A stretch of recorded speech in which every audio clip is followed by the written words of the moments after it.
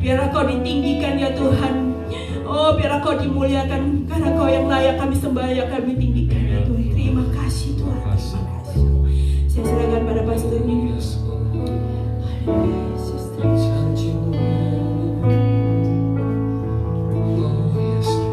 Pagi ini kita minta agar janji Tuhan digenapi di dalam setiap kehidupan saudara dan saya. Roh Kudus, pagi ini Tuhan, kami percaya janji-Mu adalah ya dan amin. Engkau tidak pernah gagal dalam kehidupan kami. Dan pagi ini Tuhan, kami sungguh bangga punya Allah yang seperti Engkau.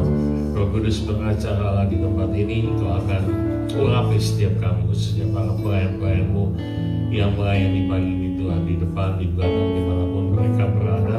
Dan juga bagi setiap kami yang saat ini online, streaming online, Roh Kudus, Engkau akan menjamah ya Tuhan. Dan Engkau tahu segala kebutuhan kami, dan aku juga minta sebagai hamba-Mu yang sakit Kau sembuhkan ya Tuhan, yang punya beban Kau angkat, biar pagi ini kuasa firman Tuhan yang akan merubah setiap kami Tuhan.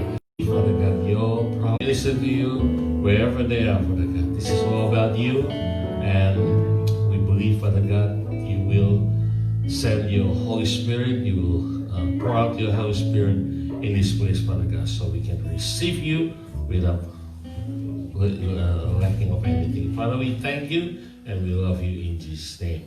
Amen. Siap memuji Tuhan?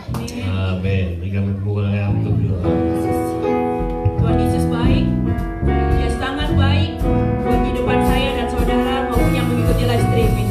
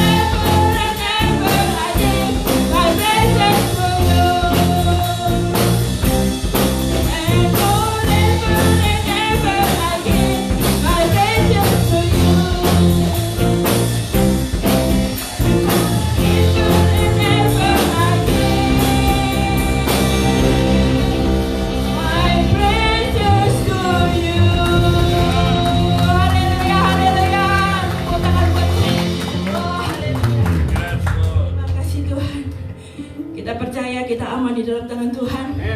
Kita berdiri teguh, nggak peduli takut apapun dalam situasi sekarang ini.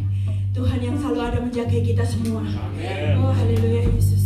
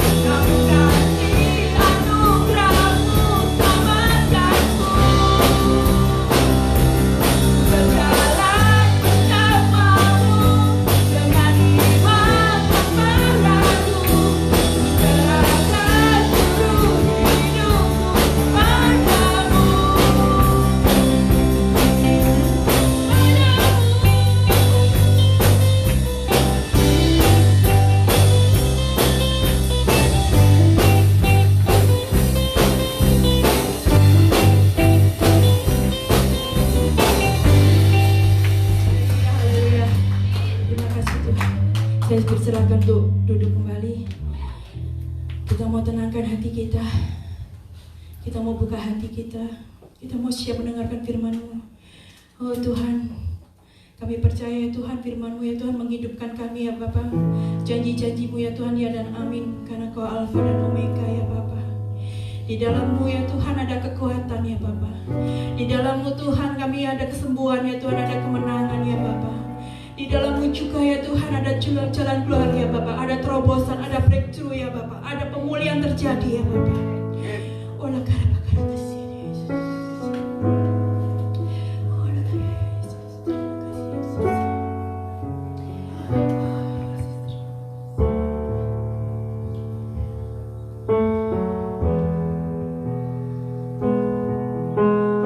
Firman-Mu berkatakan besertaku, maka kuat roh dan jiwa.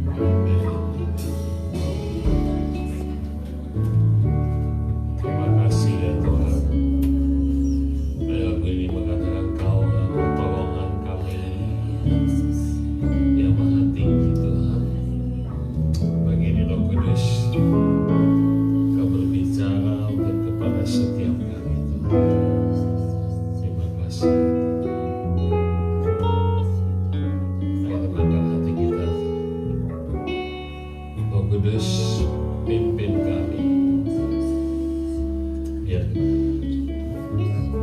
pagi ini kuasa firman Tuhan yang akan menjamah setiap menjumpai kami Tuhan, dan memberikan damai-Mu ya Bapa.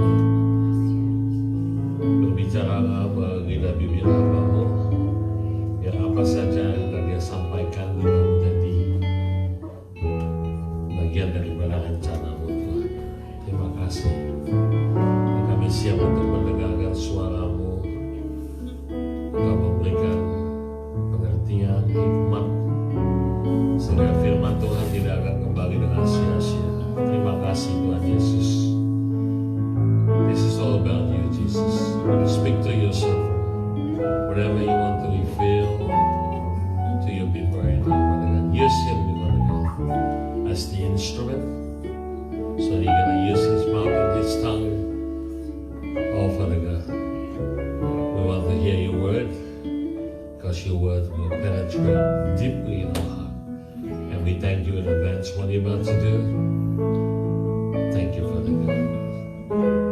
We're ready to receive your word.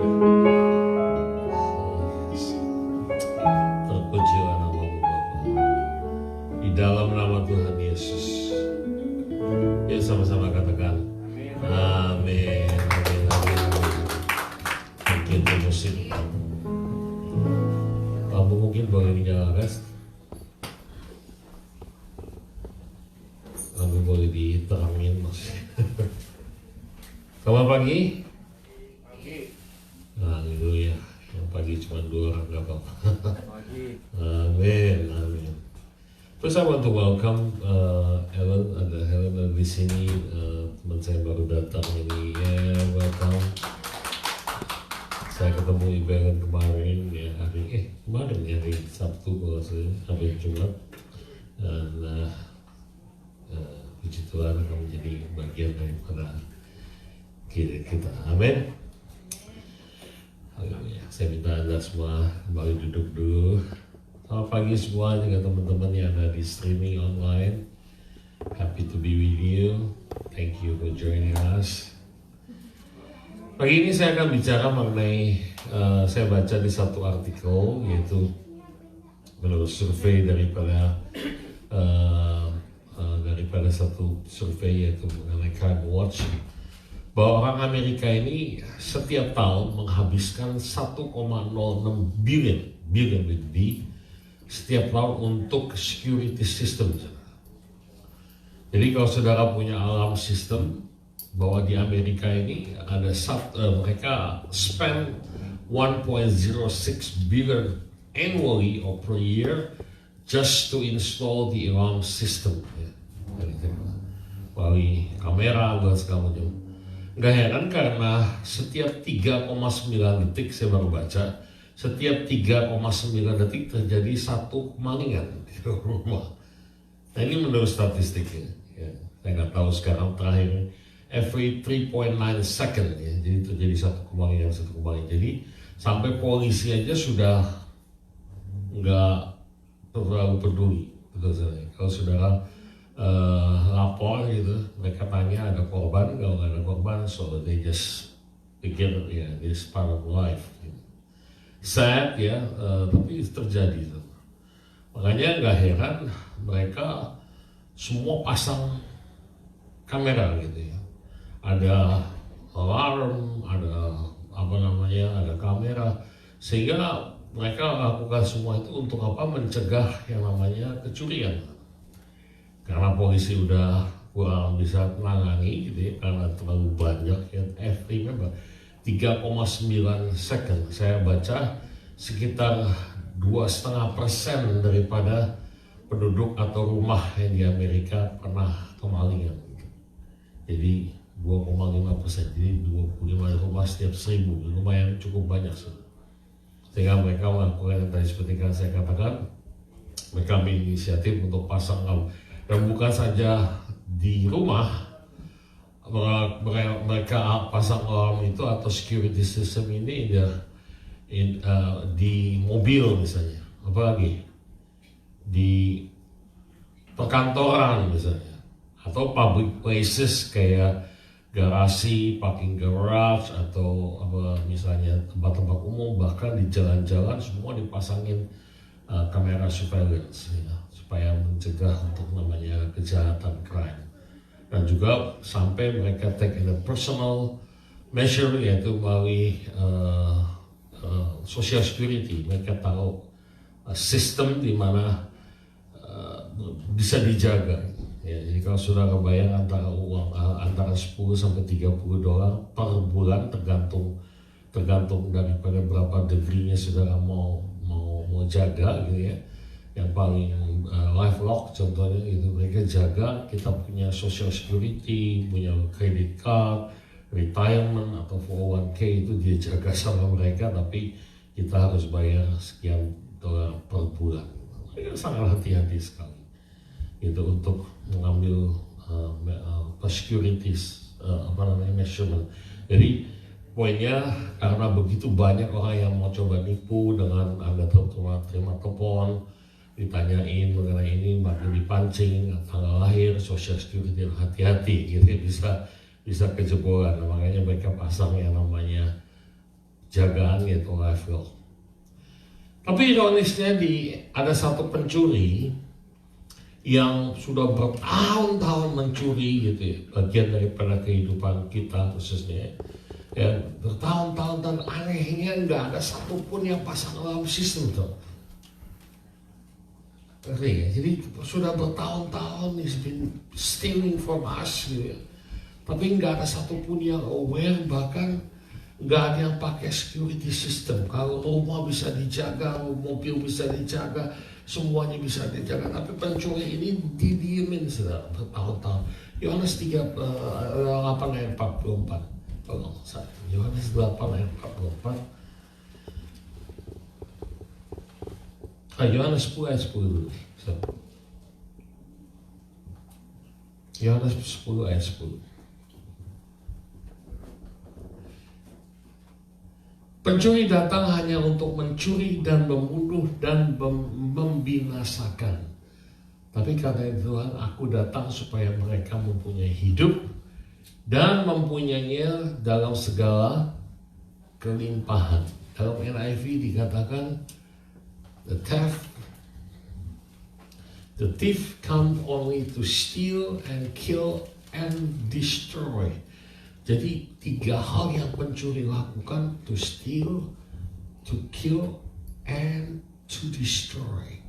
Jadi ini tugas pencuri itu. Kata pencuri ini dalam bahasa aslinya kleptes, K-L-E-P-T-E-S, kleptes. Dari kleptes itu kita kenal dengan kata kleptomania, yang artinya melakukan secara diam-diam, yang namanya pencuri sebetulnya.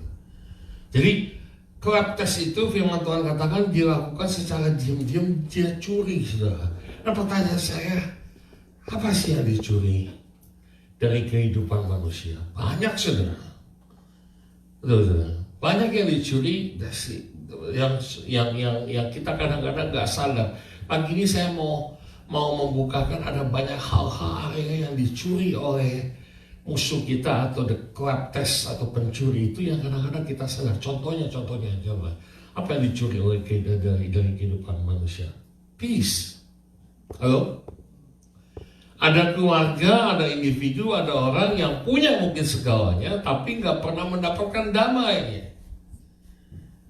Uang tidak menjadi isu.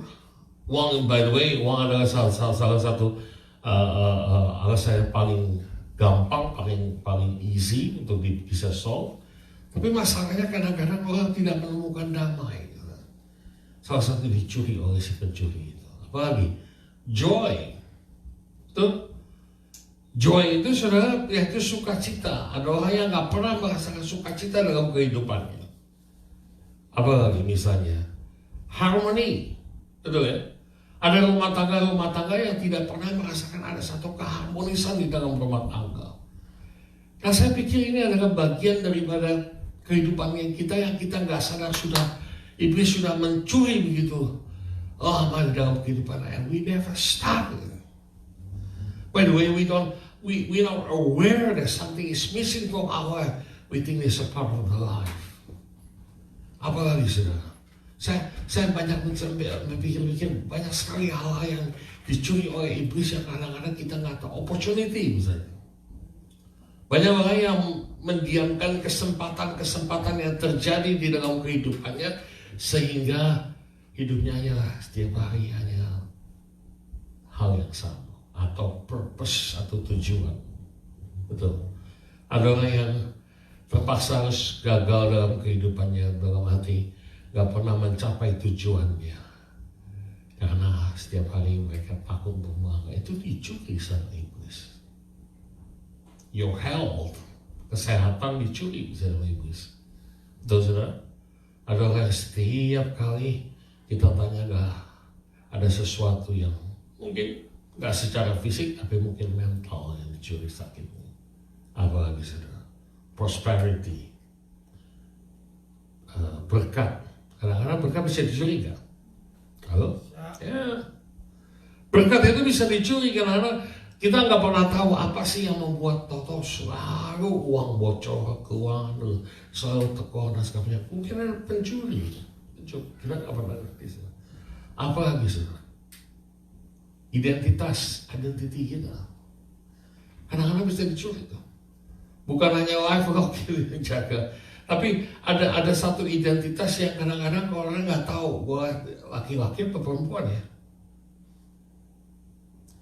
They don't know what kind of identity they are.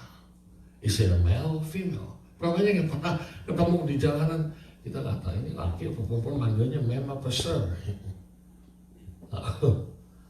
Identity bisa dicuri, bahkan akhirnya iblis mencuri life atau kehidupan manusia. Makanya gak heran banyak orang yang punya segalanya kita dengar mati bunuh diri.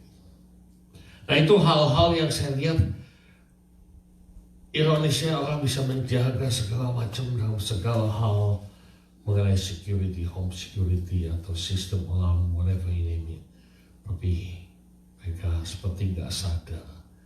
Kenapa saya ingatkan firman Tuhan ini dalam Yohanes 10:10 dikatakan pencuri datang untuk membunuh, membinasakan dan menghancurkan, tapi kita gak pernah sadarkan hal itu. Malah kadang-kadang kita diamin, saudara. Malah kadang-kadang kita anggap part of the life karena we never know what's hit us. Kita gak pernah tahu apa sih yang tiba-tiba kok kehidupan kita demikian. Kita mau belajar pagi ini, betul saudara? Kita mau belajar untuk bisa memasang alarm sistem dalam kehidupan kita sehingga kita aware. 1 Samuel pasal 30 tolong saya.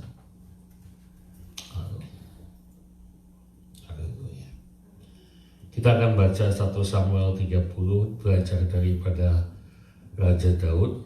1 Samuel pasal 30 ayat yang ke-1 dulu sampai yang ke-5. Amin.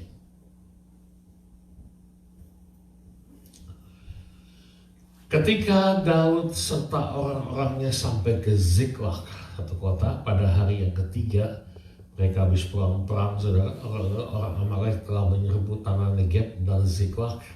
Ziklag telah dikalahkan oleh mereka dan dibakar habis. Ayat kedua, lalu perempuan-perempuan dan semua orang yang ada di sana, tua dan muda, telah ditawan mereka dengan tidak membunuh seorang pun. Jadi hanya ditawan, mereka menggiring sekaliannya kemudian meneruskan perjalanannya. Ayat ketiga, ketika Daud dan orang-orangnya sampai ke kota itu, tampak ke kota itu terbakar habis dan istri mereka serta anak mereka yang laki-laki dan perempuan telah ditawan. Bayangin saudara ya, Daud baru pulang perang, tiba-tiba dihadapkan dengan keadaan demikian. Semua harta benda, istri, anaknya semua telah ditawan. Makanya ada ayat 4 dikatakan gini. Lalu menangislah Daud dan rakyatnya yang bersama-sama dengan dia itu dengan nyanyi sampai mereka tidak kuat lagi menangis. Saya nggak bisa ngebayangin ada orang yang nangis sampai nggak kuat menangis lagi, saking sedihnya. Amin. Coba kita selami ayat ini. Ini sesuatu kita tahu akhir cerita ini, tapi pada waktu itu Daud pas waktu dihadapkan demikian, he was in the position is really very tough. Semuanya habis. Ayat kelima, kita terus itu ayat kelima. Juga kedua istri Daud ditawar, yakni Ahinoam perempuan Yisrael dan Abigail bekas istri Nabal orang Karmel itu. Jadi ini keadaan Daud. Sesuatu dicuri dalam kehidupannya. Lalu kita akan belajar apa sih yang Daud lakukan. What did he do? Apa yang dia lakukan untuk menanggulangi ini? Ayat ke-6, sesuatu ayat yang menarik dikatakan begini. Dan Daud sangat terjepit. Kata sangat terjepit ini greatly distressed. Ya.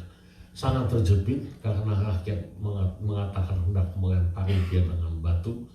Lalu seluruh rakyat itu telah pedih hati masing-masing karena anak-anaknya laki-laki dan perempuan. Tetapi Daud menguatkan kepercayaannya kepada Tuhan Allahnya. Saudara, perhatikan. Saya bisa mengerti pada saat itu Daud sangat-sangat terjepit. Kenapa? Karena habis semua. Hartanya hilang, betul? Anaknya ditawar, istrinya ikut ditawar. Bahkan menurut saya namanya pada masa itu sudah sebagai raja atau sebagai pemimpin sudah hancur. Kenapa? Karena bahkan teman-temannya, pengikutnya aja mau melempari dia dengan batu. He was greatly distressed. Kata greatly distressed itu sesuatu sangat-sangat depressed. Dia sudah stres berat. Tapi apa yang Daud lakukan dikatakan ini dalam bahasa Inggris tulisan. David was greatly distressed because the men were talking of stoning him. Each one of course bitter in spirit because of his son and daughter. But David, katakan sama-sama yuk. But David found strength in the Lord his God. Amin.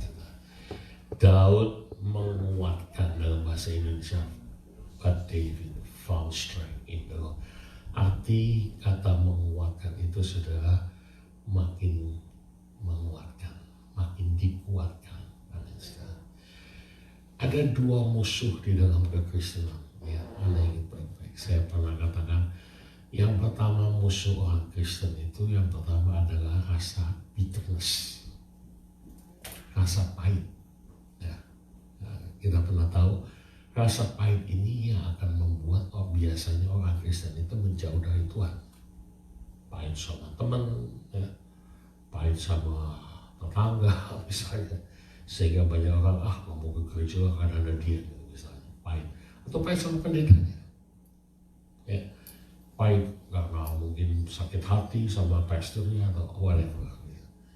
Tapi yang kedua ini musuh orang Kristen ini biasanya itu kecewa, discouraged, kecewa sama keadaan, kecewa sama kehidupan, kecewa sama problem, dan akhirnya merasa percuma ikut Tuhan karena gue juga gak ditolong misalnya.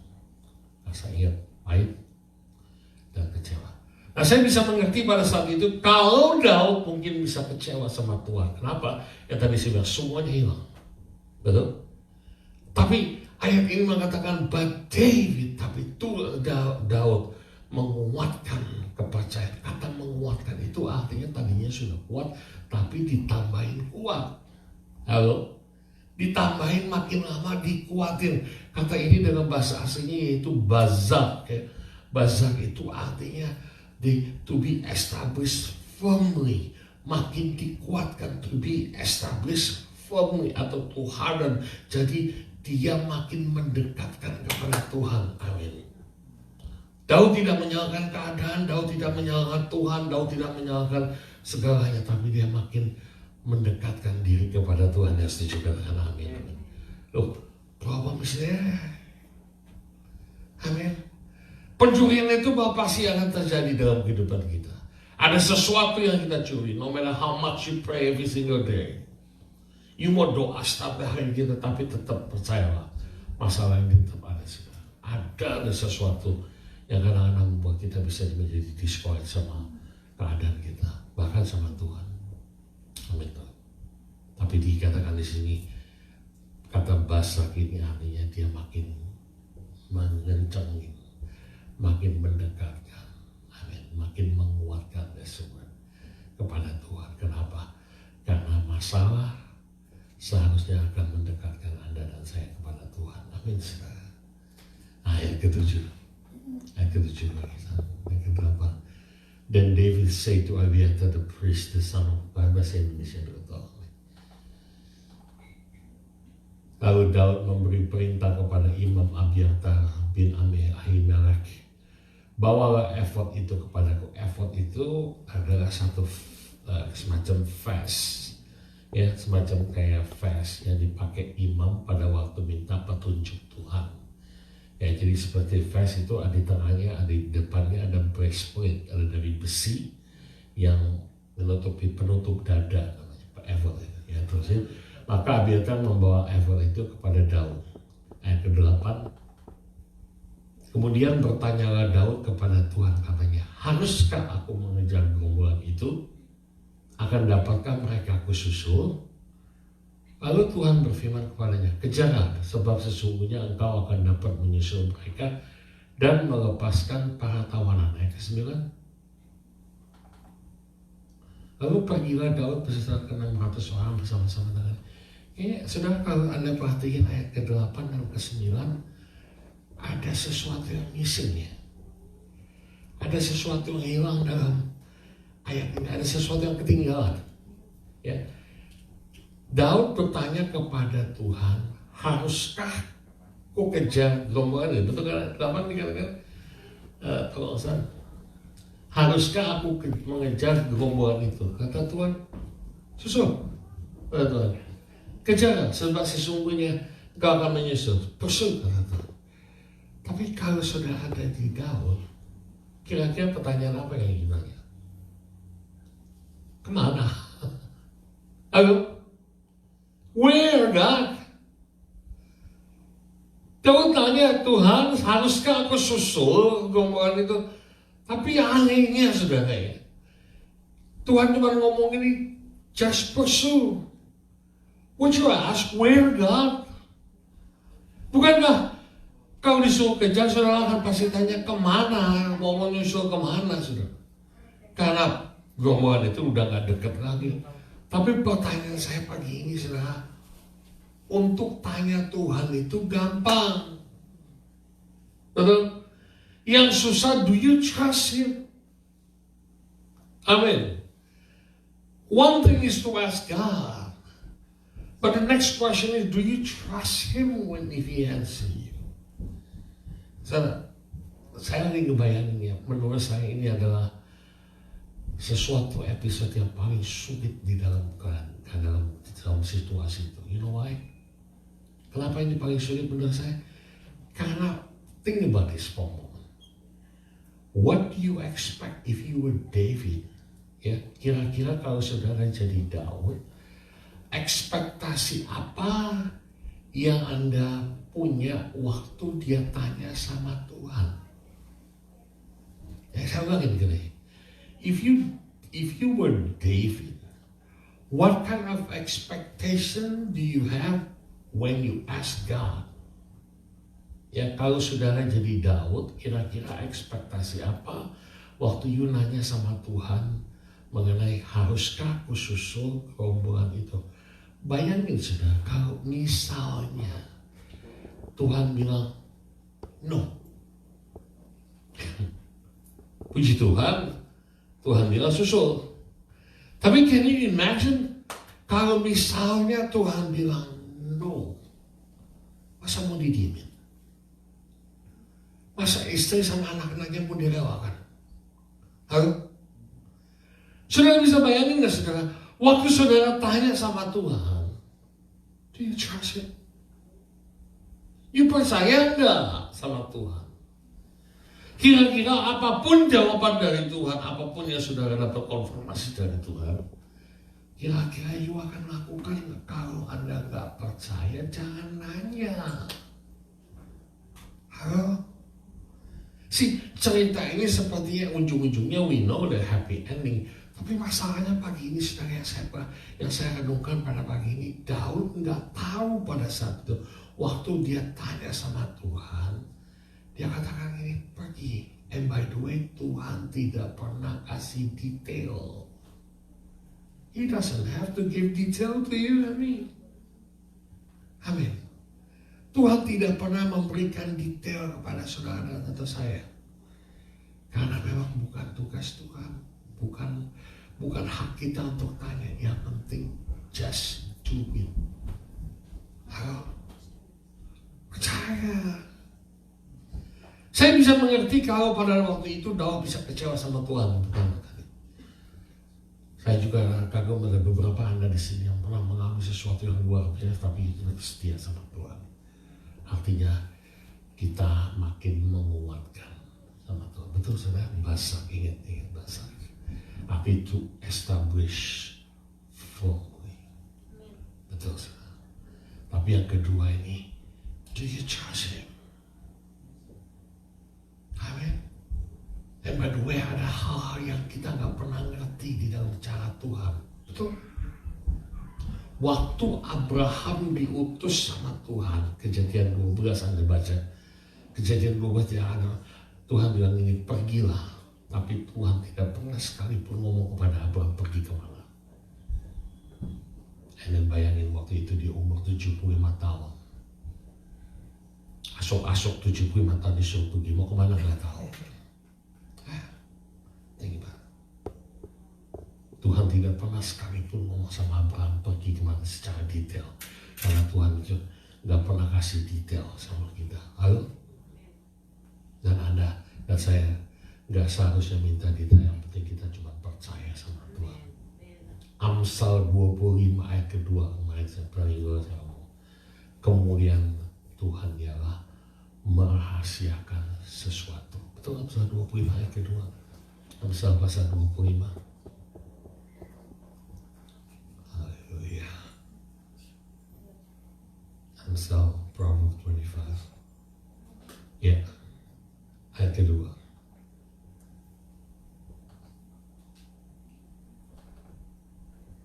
Kemuliaan Allah ialah merahasiakan sesuatu, tetapi kemuliaan raja-raja ialah menyelidiki sesuatu. Betul saudara?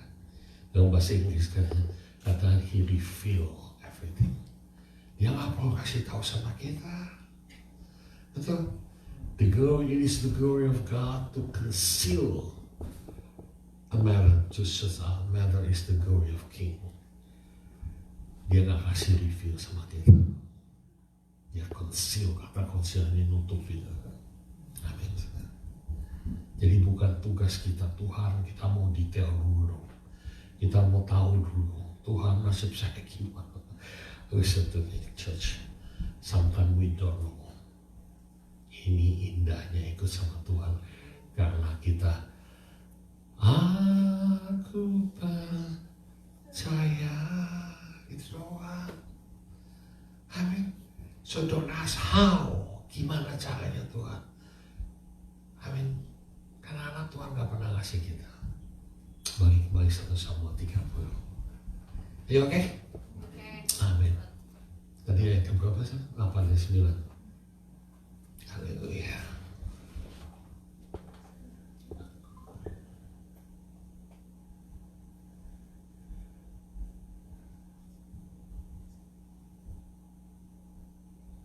Ayat 9, betul. Lalu pergilah Daud beserta ke 600 orang yang bersama-sama dengan dia. Ini ayat ini bagus, luar biasa. Dan sampailah mereka ke sungai Besor, sementara orang-orang yang mau tinggal di belakang berhenti di sana. Ayat 10, kita baca sampai ayat 16 nih. Maka Daud melanjutkan pengejaran itu beserta 400 orang. 200 orang yang terlalu lelah untuk menyeberang sungai Besor itu berhenti di sana. Ayat yang kedua. Kemudian mereka, perhatikan ayat ini menarik ya, menemui seorang Mesir di padang lalu membawanya kepada Daud. Mereka memberi dia roti lalu memakannya ia, kemudian mereka memberi dia minum air. dan memberikan kepadanya sepotong kue ara dan 2 buah kue kismis. Ya. Nah, sekarang mungkin dikasih ote-ote sama bapau gitu ya. Dan setelah dimakannya ia segera kembali, sebab ia tidak makan dan minum selama 3 hari 3 malam. Kemudian bertanyalah Daud kepadanya, "Budak siapakah engkau dan dari manakah engkau?" Lalu jawab orang itu, "Aku ini seorang pemuda Mesir, budak kepunyaan seorang Amalek. Tuanku meninggalkan aku karena 3 hari yang lalu aku jatuh sakit. Kami telah menyerbu tanah Negeb, orang Kreti dan daerah Yehuda dan tanah Negeb Kaleb dan Ziklag telah kami bakar habis." Ayat 15, Daud bertanya kepadanya, "Dapatkah engkau menunjuk jalan kepadaku ke gerombolan itu?" Katanya, "Bersumpahlah kepadaku demi Allah bahwa engkau tidak akan membunuh aku dan tidak akan menyerahkan aku ke dalam tangan tuanku itu, maka aku akan menunjuk jalan kepadamu ke gerombolan itu." Ayat 16. Ia menunjuk jalan kepada Daud ke sana, lalu dan tampaklah orang-orang itu berpencar-pencar di atas seluruh daerah itu sambil makan minum pesta dan mengadakan perayaan karena jarah yang besar yang telah dirampas mereka dari tanah orang Filistin dan dari tanah Yehuda. Wow. Berapa yang setuju bahwa tidak ada kebetulan di dalam Tuhan? Amin. Daud ketemu cerita ini dengan seorang anak muda dari Mesir yang ditinggal karena sakit dan mereka pikir akan mati ini.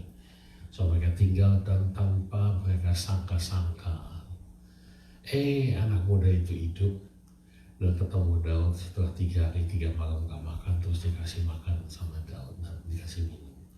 Pertanyaan saya pagi ini, saudara, why Daud lakukan itu? Menurut saya gak ada benefitnya dia kasih anak muda itu makan. What? Hello? Why did he give the food, the meal, drink, whatever? Kenapa sih dia mesti kasih? Simpelnya karena ini ingin baik-baik. Punya hati yang peduli. Amin. Apapun permasalahan kita, apapun saat ini yang saudara hadapi, ingin baik-baik. Jangan pernah melupakan bahwa Tuhan peduli sama kita kalau kita peduli sama orang lain. Amin. Tanpa disangka-sangka ternyata anak muda itu bisa menolong, menunjukkan jalan kepada gerombolan itu. God can use anybody. Tuhan bisa pakai siapa aja, saudara. Amin. Jangan kita pikirkan, kenapa dia gak penting. Jangan kita pikir membela-bela orang. Jangan mengatakan, mungkin orang ini penting buat saya, orang ini membawa benefit. Belum tentu, amin. Papa saya selalu ngomong, jangan bakar jembatan yang Anda baru lewati. Siapa tahu saudara kita akan balik lagi kepada jembatan itu. Amin. Banyak orang yang kadang-kadang tidak pikir orang ini gak penting, gak perlu dihubungi, gak perlu ditemenin. Loh, cerita ini mengatakan, anak muda itu ya tanpa disangka-sangka bisa membantu Daud untuk menemukan gerombolan itu. Amin. Karena dia punya hati yang peduli. Amin. Belas kasihannya kepada anak orang Mesir itu, anak muda itu yang justru Tuhan pakai dengan secara luar biasa untuk bisa menuju kepada gerombolan itu. Amin. Amsal 19 ayat 17, ingat baik-baik. Amsal 19 ayat 17, tolong. Amsal 19. Siapa menaruh belas kasihan? Yuk kita baca. Siapa menaruh belas kasihan kepada orang yang lemah? Memiutangi Tuhan. Amin. Orang yang melemah artinya orang yang gak bisa balas kita balik. Amin. Kalau kita nolong orang yang kita membantu atau melakukan sesuatu yang bisa balas kita, itu bukan memiutangi Tuhan. Amin. Kita tahu orang itu gak bisa balas, kalau kita tahu orang itu gak bisa menolong balik lagi, tapi dikatakan justru kita utangin Tuhan. Wow. Dikatakan ini, dan yang akan membalas perbuatannya itu, saudara. Jangan takut gak dibalas, Tuhan yang balas. Amin. Kenapa kamu bisa melakukan itu? Saya pikir kenapa simple. Karena dia punya hati yang berbelas kasih. Kembali ke basis. Kadang-kadang kita terlalu jauh mikirnya. Amin. Kembali ke basis. But David strengthen himself. Menguatkan diri kepada Tuhan. Itu penting. Apapun permasalahan kita makin deketin sama Tuhan. Amin. Mungkin ada masalah yang mungkin saya nggak tahu terlalu besar. Yang tadi saya katakan sudah dicuri bertahun-tahun. Rumah tangga, keluarga. Bukan money. Kalau saya katakan, forgive me to say this, money is the easiest way to fix. Ya. Banyak hal-hal yang bisa kita lakukan kalau saja hanya cuma duit. Betul, karena duit dan teman pergi. Ya, atau hari ini bisa kaya, besok bisa hilang. Simple as that. Hari ini miskin, besok bisa kaya. Lalu, sometimes it's too deep to understand, to comprehend, to be understand, to understand. Tapi Daud menguatkan dirinya sama Tuhan. Amin. Dan ini gak usah tanya-tanya. Jangan minta detail sama Tuhan. Karena Tuhan gak obligasi untuk memberikan detail pada kita. Just do it. Just do it. Dan percaya. Jangan udah nanya tapi kita mungkin makin takut, makin bingung. Itu bukan nanya namanya. Minta approval aja dari itu sama Tuhan. Ya. Kadang-kadang kita tanya tapi kita sendiri masih masa iya ya gitu. Atau saudara masih ketakutan sendiri, masih bingung sendiri. Nah, saya berdoa ini pagi ini firman Tuhan ini buat kita semua. Amin saudara. Setelah kita nanya, kita mulai percaya penuh sama Tuhan. It's one thing to ask, but to trust Him is not a thing. Betul? Yang ketiga tadi saya bilang, just do it. Tapi setelah itu, kita mulai punya hati yang berbelas kasihan. Amin. Kita mulai kembali ke basic, kita mulai melihat orang seperti Tuhan melihat mereka. Amin. Apa moral dari story itu yang paling penting? Apa yang kira-kira menurut saudara dan saya pagi ini yang menurut cerita ini sangat menjadi highlightnya, saudara? Apa sih cerita ini intinya? Ya, menurut saya satu hal, saudara. Bayangin kalau misalnya waktu Tuhan tanya kepada Daud tanya kepada Tuhan, haruskah aku mengejar rombongan itu? Coba saya pikir gini. Kalau misalnya pada waktu itu Tuhan ngomong ini kejar, tapi Daud mikir gini, mungkin saya doa dulu ya. Atau saya mungkin tanya Tuhan bilang gini supaya lebih jelas. Atau skenario lain dalam bayangan saya mungkin Daud pikir gini, udahlah saya puasa dulu. Salah nggak untuk puasa? Enggak ya. Nggak salah untuk doa, nggak salah untuk tanya Tuhan, nggak salah untuk minta detail sama Tuhan. Tapi pagi ini Anda bayangin kalau Daud tidak melakukan seperti yang Tuhan minta kejar, tapi dia malah diam bertanya sama Tuhan, peristiwa ini tidak pernah akan terjadi. Amin. Kuncinya ini, Anda boleh lupa yang tadi, semua tadi. Kuncinya terpenting, yaitu punya hati yang taat. Amin. Punya hati yang obey, punya hati yang menyerah sama Tuhan. Anda bisa boleh sabar, Anda boleh melakukan baik hati, tapi itu kalau you gak taat, Daud tidak akan pernah berhasil melakukan keluarganya. Amin. Nah pagi ini juga pertanyaan yang sama. Oh kita udah tahu firman, kita udah tahu mengenai ayat-ayat, kita udah tahu, tapi pertanyaan saya pagi ini, saya akhiri dengan ini, do you obey? Kira-kira saudara taat nggak sih waktu Tuhan mengatakan sesuatu? Waktu dikatakan kejar, kira-kira akan mikir pertanyaan selanjutnya, kemana Tuhan? Pakai apa kejarnya? Siapa aja aku bawa? Begitu banyak isu, begitu banyak pertanyaan yang saya kadang-kadang juga nggak ngerti. Tapi yang firman Tuhan katakan di ayat 9, lalu Daud mengejar, lalu Daud pergi mengejar kepada tanpa tahu kemana. Amin. Tanpa tahu kemana dia harus kejar. Ini yang susah, saudara. Halo. Berapa yang tahu kalau kita udah tahu gampang? Halo. Kita udah tahu semua pasti gampang. Semua yang sulit itu pada waktu Daud nggak tahu mau kemana Tuhan. Arahnya kemana, siapa yang aku bawa, berapa kira-kira yang aku punya kekuatan musuh. Gitu. Halo? Make sense. Kalau saja dia mulai tanya tanpa ada mulai action, it will never happen. Ini loh intinya, ini loh highlightnya saudara. Bahwa waktu kita ngikut Tuhan, dia trust Him. Dan lebih lagi, did you obey Him? Kalau saya tanya, do you trust Him? Pasti saya yakin garanti, you akan bilang, ya pasti saya percaya dia Tuhan. Tapi pertanyaan saya selanjutnya lebih deep lagi. Do you obey Him? Kalau Tuhan bilang lakukan ini, tapi gak cukup Tuhan, gak bisa Tuhan. Do you? Kira-kira cerita ini membantu, waktu saya baca ayat ini, membantu kita gak sih untuk iman kita?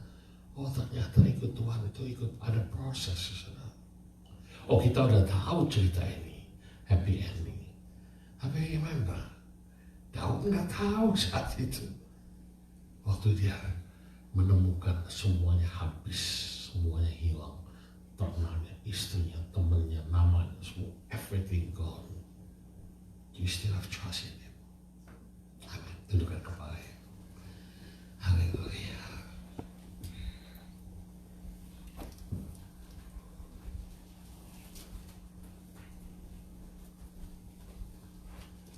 Yesus, Kau sungguh baik. Yesus, namamu indah. Yesus, ku cinta Kau selalu. Ku tinggikan, ku agungkan selalu. Waktu saudara nyanyikan, kita akan nyanyikan lagi. Waktu saudara bilang, Yesus Kau sungguh baik. What do you mean? Apakah dia baik karena memberkati saudara? Apakah dia hanya baik waktu dia melindungi kita? Apakah dia hanya baik waktu kita diberikan berkat? When you say Jesus is good, what do you mean by that? It's kind of very profound word. What do you mean by that, church? Can we meditate for 1 minute before we sing this song, Jesus, you are good, Jesus, God baik? Is He good just because He gave you something? Is He good because He protected you from COVID-19? Yeah. I believe He does. He is. But is He good just because something that you are expected to?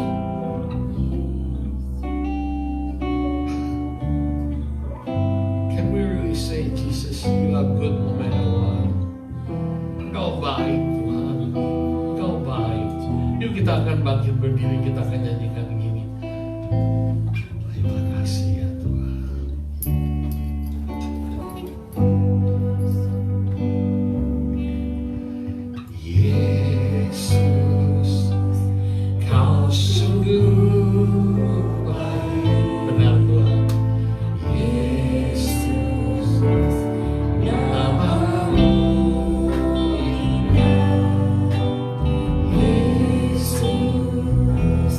Ku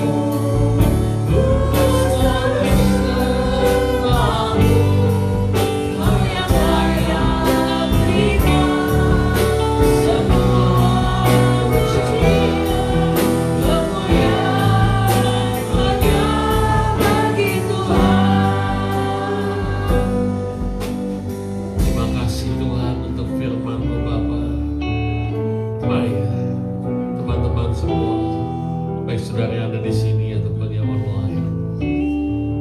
Ada banyak hal yang sudah dicuri dalam kehidupan anak-anak Tuhan.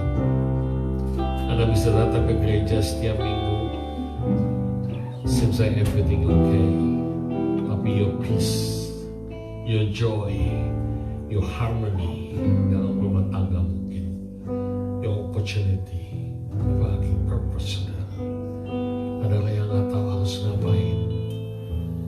Saya banyak menemukan orang kita, rencananya apa ke depan, nggak tahu apa pasti. They don't have any purpose, tujuan, atau your health, atau prosperity, berkat, atau identity. Listen church, pagi ini mari kita mulai aware akan tipu muslihat si iblis. Paulus mengatakan kita mau tipu muslihat iblis. Daud menguatkan, he strengthened himself, he encouraged himself, he basat, artinya dia makin establish firmly to harden himself in relationship with God. Dia makin menguat, stop blaming others. Amen. Stop menyalahkan keadaan, menyalahkan Tuhan, menyalahkan siapa aja. Pagi ini kita makin mendekatkan diri sama Tuhan. Amin. Dan yang kedua, trust Him. Obey Him. Lakukan itu. Waktu Daud tanya sama Tuhan, should I pursue them? And God say, yes, pursue. What do you expect? God say, no, could be. But would you trust Him if even He say no? Thank God that He say yes. But imagine for a minute, would you trust Him even if He say no? Don't you think many things in our life, many times that God say no? Banyak hal di dalam kehidupan kita, waktu saya berdoa sama Tuhan, belum ada jawaban tuh. Would you still trust Him? Yang ketiga, saudara, jangan minta detail. He's not obligated to give you any detail. Listen to me. He is God no matter what. He said, just pursue. Kejar. Don't ask why, how, and where.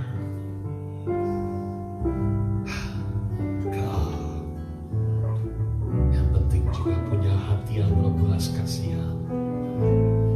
Saya nggak ngerti kenapa ada cerita anak Mesir ini di tengah-tengah ini dalam keadaan begitu gawat. Why Tuhan kasih kirim anak Mesir? Tuh Hebreus yang ngomong ya church. Banyak dari kehidupan saudara dan saya, tiba-tiba Tuhan kasih intermezzo. Ada aja di kebutuhan orang minta sesuatu. Ada aja waktu saya butuh, ada sesuatu yang lebih penting. Ada sesuatu yang saya ingin berubah. Ada sesuatu yang Tuhan bikin detour. Tapi listen to me, mungkin itu cara Tuhan untuk menguji hati kita. Waktu saudara bilang saudara mau makin sabar, ada aja teman-teman yang jahatin, nyebelin dan segala macam. Maybe itu ada cara Tuhan mengirim anak Mesir kepada dalam kehidupan semua. Seharusnya Daud gak usah nolong, seharusnya gak ada benefit untuk menolong anak muda itu. Tapi why did he do that? Because Amsal 19 ayat 17, kita menaruh belas kasihan kepada orang yang lemah, kita utangin Tuhan. Jesus. Dan the last one, the highlight is, do you obey Him?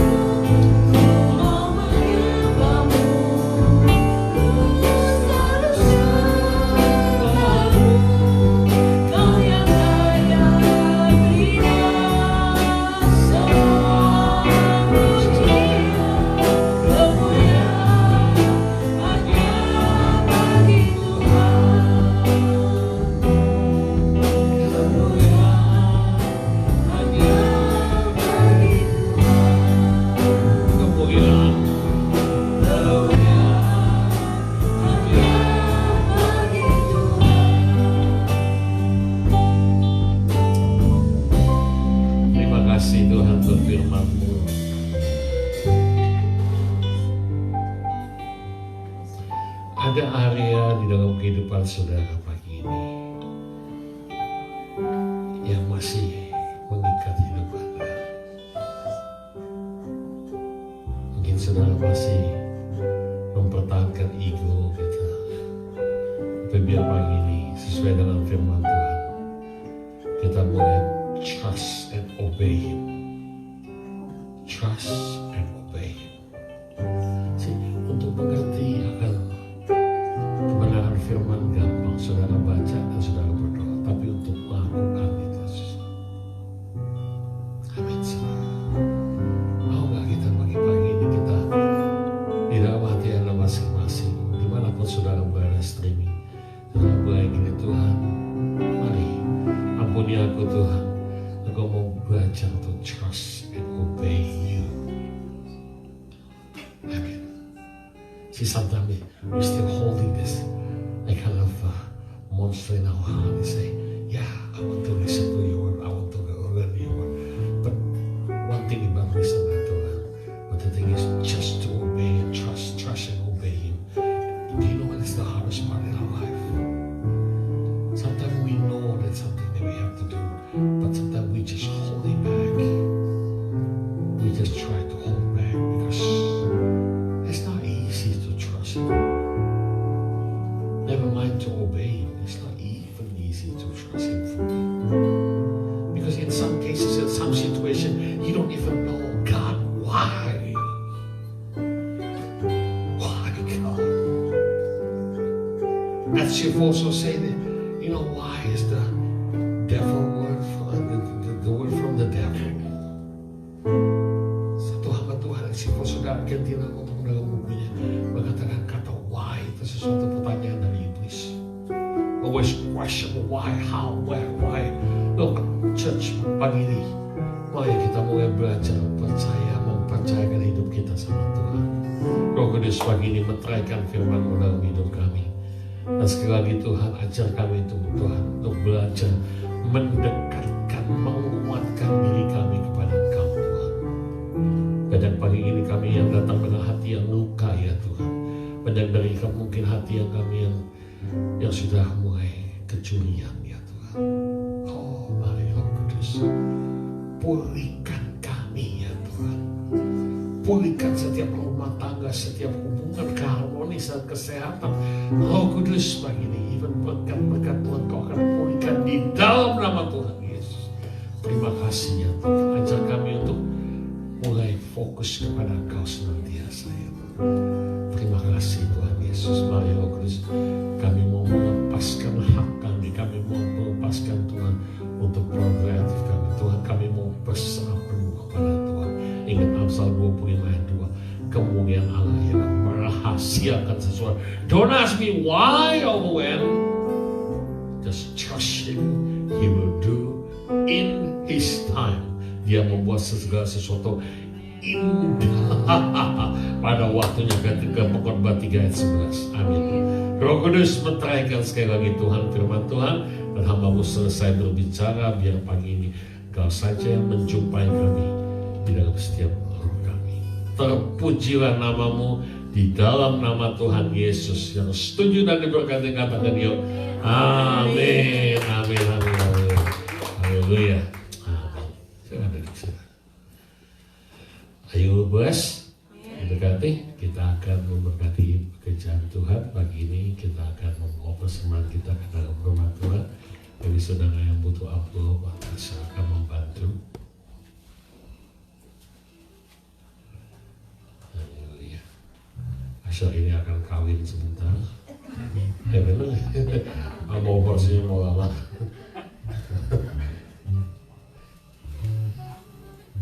Haleluya. Tuhan, kami bersyukur untuk hari ini. Thank you untuk berkat-Mu Tuhan. Kau sudah memberkati kami sepanjang minggu ini. Pekerjaan, kesehatan ya Tuhan. Untuk usaha kami pagi ini, kami bawa apa yang menjadi milik-Mu. Kami mau belajar mentaat dan percaya kepada Engkau Tuhan. Tuhan berkati tangan-tangan kami. Yang kerja Kau berkati, yang usaha Kau berkati, dan juga even sekolah Kau berkati. Terima kasih Bapak. Father, we thank you for the blessing you have entrusted us throughout this week. We thank you for our job, our health, our family who support us. Father, right now, Father God, we want to give whatever belongs to you, 10% of our income, Father God. We thank you for your protection and blessing. Father, bless them, Father God. Thank you, and we give in Jesus' mighty name. Amen. Amen. Pengumuman. Shalom, selamat pagi semuanya. Haleluya, semuanya diberkati dengan firman Tuhan. Amin. Seperti biasa, Sunday service kita untuk saat ini kita diadakan di rumah Tuhan, juga online streaming setiap jam 10 pagi dan dilanjutkan di TYC jam 12.30 siang. Dan jangan lupa untuk persiapkan anak-anak Sunday School masih melalui via online, melalui Zoom jam 5 sore. Dan jangan lupa juga hari ini juga kita akan mau belajar tentang live streaming ya. Nanti melalui Zoom sekitar jam 4 sore. Jadi kita mau belajar untuk memperbaiki segala sesuatunya. Kita mau maju ya dalam melayani Tuhan. Dan setiap hari Selasa juga kita juga melalui via Zoom jam 7:30 malam. Dan kita juga ada doa kota hari Kamis jam 7:30 malam juga via Zoom juga. Silakan bergabung. Dan kita mempunyai 4 care group. Ada TYC, ada Rehoboth, Victory, sama Family. Dan kita juga melalui via online juga. Mari yang belum bergabung, mari kita bergabung karena kita percaya di sini kita saling menguatkan, belajar segala sesuatunya, saling mengasihi juga. Dan jangan lupa juga minggu depan, saya reminder sekarang, minggu depan kita ada WOF jam 2:30. Jadi jangan lupa ya. Terima kasih. Selamat hari Minggu. Amin. Ya, jadi sekali lagi saya mau mengingatkan Anda semua, nanti sore jam 4 sore, betul ya? Jam 4 sore kita akan, saya mengundang encourage saudara, bagi saudara yang ikut pelayanan dalam multimedia, atau saudara yang mau belajar tentang multimedia, kita akan, Pastor Freddy Hendrik dari James Cranton akan membantu kita melakukan workshop atau seminar yang mengenai cara-cara yang mungkin lebih baik gitu ya untuk kita pakai kamera yang appropriate, karena saya tahu cara ini mungkin akan menjadi cukup lama, artinya online ini akan menjadi lama, streaming online, makanya itu kita mau lebih diperbaiki. Amin saudara. Jadi sekali lagi saya mengundang saudara semua sore ini untuk kita mulai belajar untuk mengenai cara pengaturan. Saya masih rindu untuk sound system kita, untuk suara saya ini bisa kedengaran lebih merdu pada di online gitu ya. Jadi saudara kita belajar untuk cara pengaturan suara, mixing, warna, gambar dan segala macam. Itu doang saya nggak ngerti, tapi saudara nanti jam 4 sore kalau Anda bisa ada link itu bisa hubungi di dalam yang workshop yang sudah saya kirimkan. Itu doang tambahnya. Sama satu hal lagi, berapa yang mengasihi gereja ini? Amin saudara. Kita mau ngobrol nanti siang ini, saya mau mengundang beberapa teman-teman gitu untuk kita ngobrol mengenai meeting mengenai kelanjutan daripada apa yang kita harus lakukan ke depan untuk cara maintenance gedung gereja kita. Itu dong tambahnya. Jadi saya minta untuk Lani sebagai ketua daripada project ini dan juga beberapa orang mungkin Pak Yuri dan juga Ishak yang kita akan ngobrol setelah nanti setelah selesai ini. Itu aja tambahnya. Sekali lagi welcome to Ellen. Thank you for your coming. Ya, kita berdoa supaya Tuhan akan memberkati kita semua. Kita pakai diri ya.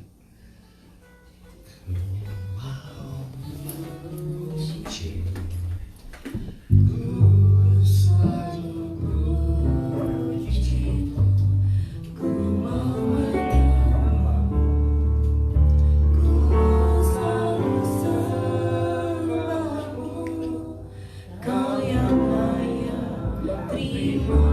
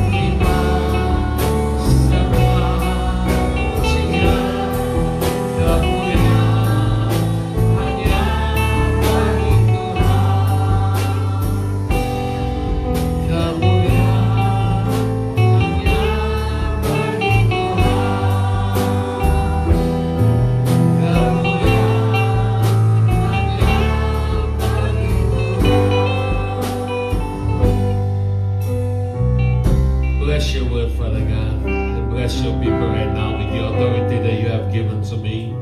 I'm sending your people home with the blessing abundantly from you, Father God. Bless them when they come in and bless them when they come out. Father God, let your word will penetrate in our heart, will become dwell in our heart, Father God. Oh God, thank you. And right now, Father God, you bless them in the name of Father, the Son, and Holy Spirit. In the name of Jesus. Tuhan berkati umat-Mu berlimpah-limpah. Berkati setiap kami pada waktu kami masuk dan pada waktu kami keluar. Sehingga mara bahaya kesakitan yang mengejar virus COVID-19 tidak pernah akan menimpa umat-Mu. Terima kasih Bapa. Oh, terpujilah nama-Mu. Diberkati Engkau di dalam nama Bapa, Putra, dan Roh Kudus. Di dalam nama Tuhan Yesus. Haleluya.